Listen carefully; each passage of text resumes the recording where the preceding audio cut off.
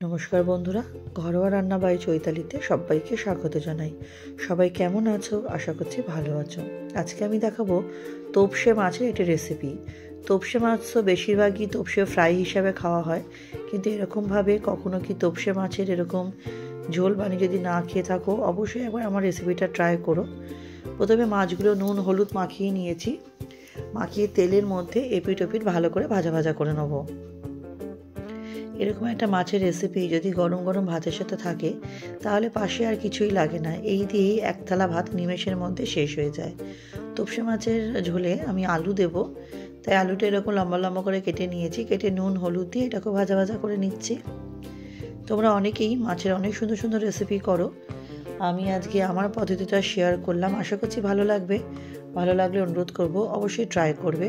কেমন লাগলো কমেন্ট সেকশানে জানাবে। মাছটা ভাজা হয়ে যাওয়ার পর আমি কালো জিরে ফোড়ন দিয়ে কাঁচা লঙ্কা ফোড়ন দিলাম কয়েকটা। তারপর তেলের মধ্যেই হলুদ দিয়েছি, স্বাদ অনুযায়ী নুন, আর দিলাম জিরে গুঁড়ো 1 চামচ। মশলাটা দিয়ে যাতে মশলাটা পুড়ে না যায় অল্প একটু জল দিলাম। অল্প একটু জল দিয়ে একটু নাড়াচাড়া করে নেবো যাতে মশলাটা ভালো মতো একটু ফুটে যায়। তারপরে এর মধ্যে কালারটা সুন্দর আনার জন্য দেবো হচ্ছে অল্প একটু কাশ্মীরি লঙ্কার গুঁড়ো। কাশ্মীরি লঙ্কার গুঁড়ো দেবো, একটু একটু হালকা নাড়াচাড়া করে নেবো। তারপর দেখবো ভালো মতো যখন একটু মশলাগুলো কষে গেছে, এর মধ্যে দেবো হচ্ছে একটু টমেটো কুচি। টমেটো কুচিটা দিয়েও ভালো মতো কষিয়ে নিতে হবে যাতে টমেটোগুলো একটু নরম হয়ে যায়। কিছুক্ষণের জন্য আমি এটাকে ঢেকে রাখবো যাতে টমেটোগুলো খুব সুন্দরভাবে নরম হয়ে যায়।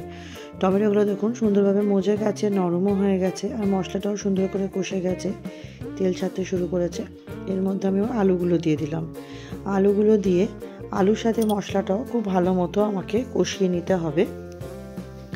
যখন দেখবো আলুর সাথে মশলাটা খুব ভালো মতো কষে এসেছে, আমি এটা ওই 2 মিনিটের মধ্যে একটু ঢেকে রাখবো যাতে আলুটা আরও সুন্দরভাবে মজে যায়। তারপরে এর মধ্যে আমি গ্রেভির জন্য জল দিয়ে দেবো। জলটা আপনারা যতটা প্রয়োজন গ্রেভি রাখতে চান ততটাই জল দেবেন। আমি যতটা গ্রেভি রাখতে চাই আমি ততটাই জল দিলাম। এরকম একটা মাছের ঝোল, বিশেষ করে তোপসে মাছের স্বাদটা এত সুন্দর হয়, ওটা ঝোল করে খাই বা ফ্রাই করে খাই, দুটোই যেন আমার ভীষণ ভালো লাগে। মাছগুলো এবার ঝোলের মধ্যে দিয়ে দিলাম। মাছগুলো ঝোলের মধ্যে দিয়ে একটু নেড়ে চেড়ে দেবো যাতে প্রত্যেকটা মাছ ঝোলের মধ্যে ভালো মতো চুবে যায়। তারপরে কিছুক্ষণ এটাকে ফুটতে দেবো। তোপসে মাছটা একটু নরম মাছ হয়। আমি বেশি কড়া করে ভাজিনি, তাহলে মাছের স্বাদটাই চলে যায়। আমি হালকা করেই ভেজেছি, যার ফলে মাছগুলো একটু জাস্ট জলের মধ্যে দিয়ে নাড়াতে একটু প্রবলেম হচ্ছিল, যাতে ভেঙে না যায় সেই ভয়টা হচ্ছিল। দেখুন মাছগুলো খুব সুন্দর করে ফুটে গেছে।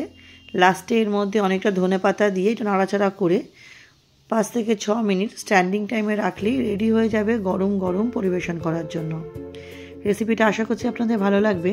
ভালো লাগলে অনুরোধ করব অবশ্যই ট্রাই করবেন। কেমন লাগলো কমেন্ট সেকশানে জানাবেন। ভালো লাগলে লাইক করে দেবেন, শেয়ার করে দেবেন। তাহলে চলুন ভিডিওটা আজকের মতো এখানে শেষ করছি। অনেক ধন্যবাদ আমার ভিডিওটি দেখার জন্য। সবাই খুব ভালো থাকবেন, সুস্থ থাকবেন।